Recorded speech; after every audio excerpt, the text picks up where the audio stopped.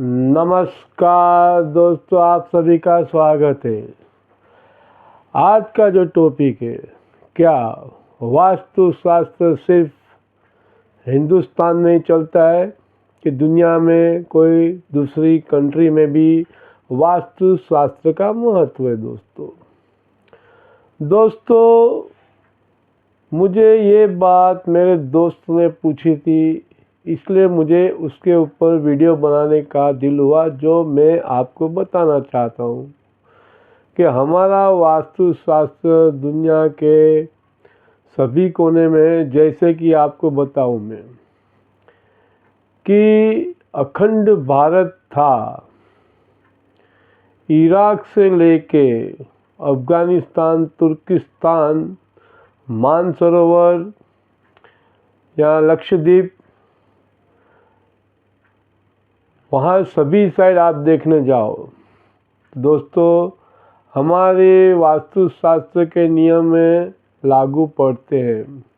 हमारी हिंदुस्तानी संस्कृति कुछ न कुछ हिसाब से आपको नज़र आएगी दोस्तों, और वहाँ के लोग भी आपको लगेगा कि हिंदुस्तानी जैसे, भले धर्म अलग हो, पर दोस्तों वास्तुशास्त्र के नियम वहीं भी लागू पड़ते हैं।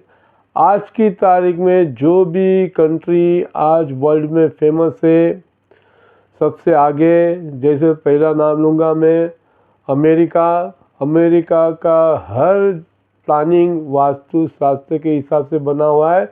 जो भी सिटी डेवलप हुई है वो वास्तुशास्त्र के हिसाब से बना है, वास्तुशास्त्र के नियम के हिसाब से बना है। इसी प्रकार सिंगापुर, इसी प्रकार अरब कंट्री, श्रीलंका में भी कुछ हद तक वास्तु के नियम का उपयोग हुआ है दोस्तों।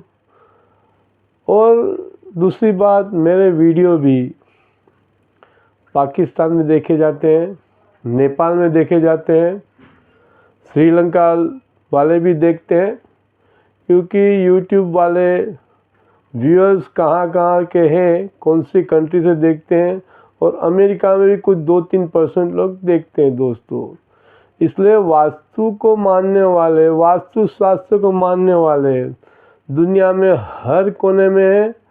जिसको वास्तु के ऊपर ट्रस्ट है वो वीडियो देखते हैं और वास्तु के हिसाब से ही अपना मकान, दुकान, फैक्ट्री वगैरह बनाते हैं दोस्तों, ताकि ये जो मनुष्य जीवन है दोस्तों, काफ़ी इम्पोर्टेंस है मनुष्य जीवन का, क्योंकि हम लोग 84 लाख योनि से पसार होके मनुष्य योनि में प्रवेश करते हैं। तो भगवान ने ये जो हमारे पौराणिक शास्त्र मिले हुए हमने, तो भगवान ने उसमें हमें जो ज्ञान दिया है, पंच तत्व के आधार ये जो शास्त्र बनाया गया है, और हमारा जीवन भी, जो भी जीव सृष्टि है इस दुनिया में, वो पंच तत्व के आधारित ही बना हुआ है। पंच तत्व आपको मालूम है, और कोई भी एक तत्व बिगड़ गया दोस्तों, तो उस तत्व का दोष मनुष्य जीवन में लगता है, और इसलिए दोस्तों उससे हमें काफ़ी परेशानी होती है। इसलिए हमें जीवन को सुखमय बनाने के लिए वास्तुशास्त्र के नियम के आधारित हमारा मकान, फैक्ट्री, दुकानें, व्यवसाय क्षेत्र जो भी हो, फैक्ट्री हो, उसको वास्तुशास्त्र के नियम के आधारित बनाना चाहिए, ताकि हमारे जीवन में ढेर सारी खुशियाँ मिले, मान प्रतिष्ठा मिले दोस्तों। इसे हर वीडियो में मैं कहता हूँ कि वास्तुशास्त्र के नियम के आधारित मकान बनाओ, ताकि जीवन में सुख शांति प्राप्त हो दोस्तों। दूसरा एक जो प्रश्न आया था कि वास्तुशास्त्र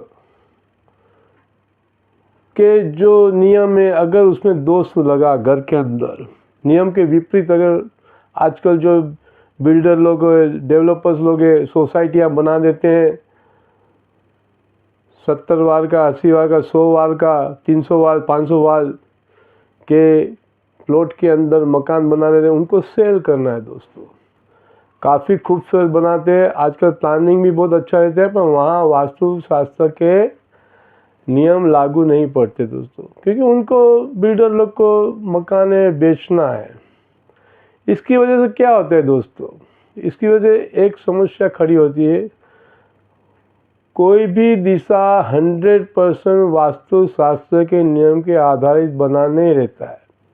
इसलिए भले 50 लाख का मकान हो कि करोड़ का मकान हो कि 25 लाख का मकान हो दोस्तों, छोटा से छोटा मकान 25 लाख होता है, तो 90% लोग डिप्रेशन में रहते हैं। जिसका धंधा चलता है, काम धंधा हो रहा है बढ़िया तरीके से, उसको डिप्रेशन कम लगता है, पर जिसका नौकरी धंधा है और वास्तु दोष जास्ती लगा हुआ है तो काफ़ी डिप्रेशन में रहते हैं। ऐसे भी कई प्रश्न हमारे सामने आते हैं दोस्तों। मैं आपको ये बता देता हूँ, वास्तु दोष लगता है, वास्तु शास्त्र के नियम के आधारित मकान नहीं बनाओ तो उस घर में काफ़ी समस्याएं आती रहती है दोस्तों।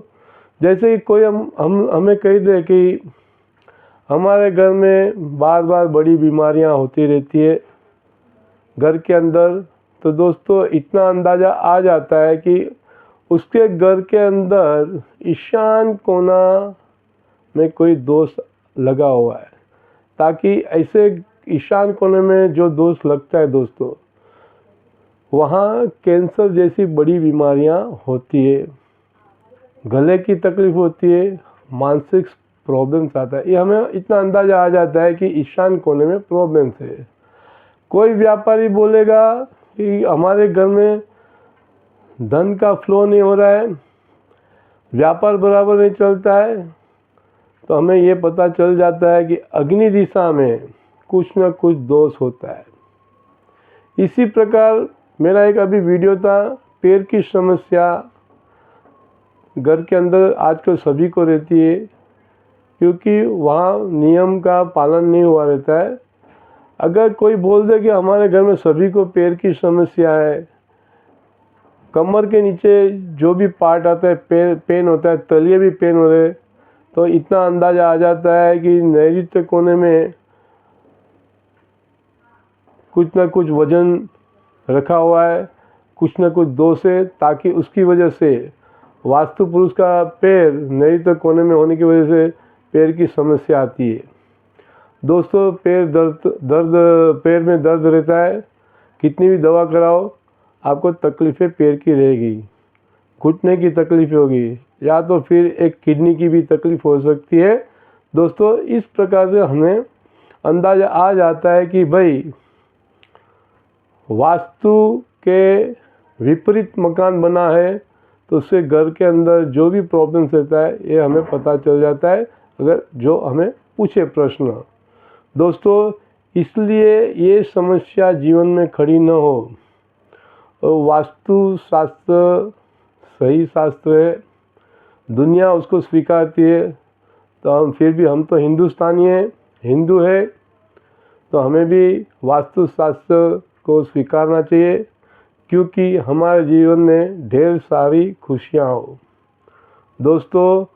इसलिए मेरी सबसे विनती है, अगर आप अपना मकान बनाते हो, मकान लेते हो, तो कम से कम वास्तु शास्त्र के नियम के आधारित मकान बनाओ, और लेते हो तो कम से कम 60% वास्तु बना हुआ हो, चेक करके वास्तु शास्त्री से चेक करा के आप मकान रेडीमेड खरीद सकते हो। कम से कम 60% होना चाहिए, ताकि दिक्कतें तो आएंगी और कम आएगी, जो हमें वो समस्या कम नज़र आएगी दोस्तों, और उसमें से हम निकल सकते हैं। तो दोस्तों, जब भी आप मकान बनाते हो तो एक अच्छे से वास्तु शास्त्री को बुलाओ और आप अपना मकान बनाओ, जीवन सुख शांति से पसार होए, और हमारे आने वाले पीढ़ी को भी सुख शांति मिले, जीवन में प्रगति होए दोस्तों। यही मेरी प्रार्थना है सभी से। अगर आपको मेरी बातें सच्ची लगी, आप समझ गए दोस्तों, तो मेरी चैनल को लाइक सब्सक्राइब करो, शेयर करो और कमेंट्स लिखो, सच्चा जवाब मिलेगा दोस्तों। थैंक यू, धन्यवाद।